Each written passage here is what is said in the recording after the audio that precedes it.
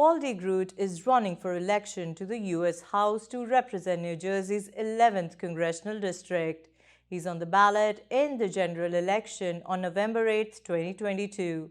I spoke to him about his campaign, his opinion on the role of parents in the curriculum decisions in the children's schools, energy independence, open borders, and his understanding of the culture and motivations of the South Asians or Indian families, among other things. The complete interview will soon be aired on ITV Gold. For now, watch the excerpt. Getting out to vote is an effort in motivation. In order to get people to the polls, you need to understand that what motivates them. Talking specifically about the South Asians or the American Indian population, what do you think motivates them? Okay. I think what motivates them is going to be my message. My wife is Gujarati, and one of the things we talked about immigration. My wife I married an immigration success story. So she waited two years to get into this country legally. And that's the right way.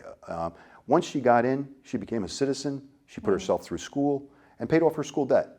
That is an American success story. That story is everybody's success story when they come here. My grandparents had the same story. They were raising my father, and now I see it with Sharon and our children.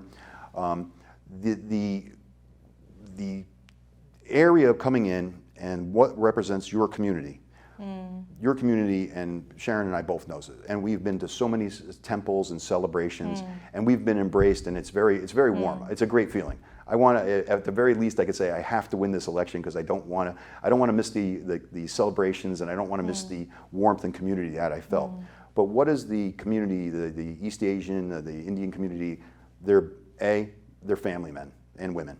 The mothers love their children, the fathers love their children, and they want what's best for their children. B, many are private business owners, and they need help with grants and loans, and they need help getting those businesses started. C, they want success. They work hard, as my grandfather did, my father and I did. The community needs to be respected, and there's a lot of disrespect, I think. It's taken for granted by some politicians. I think my opponent, an excellent example of my opponent's disrespect was on the 75th anniversary of Indian independence. Parsippany, largest town in the district. I was there, my wife was there, and dressed in her sari, and we were celebrating, and it was a wonderful event. Where was Congresswoman Mikey? Nowhere to be found. She was home, she was back in the state. It wasn't like she was in DC, but she sent one of her aides. That's disrespectful, and the Indian community will never have that from me. My wife is, as I said, is Indian.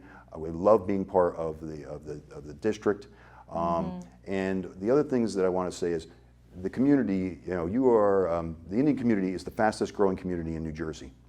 It's not the largest now, but it's the fastest growing. Edison and Parsippany, two main groups. Correct. And what I see and what I want to help, and I will help, regardless of this election, I see the future council people. I see the future mayors, the future planning board people.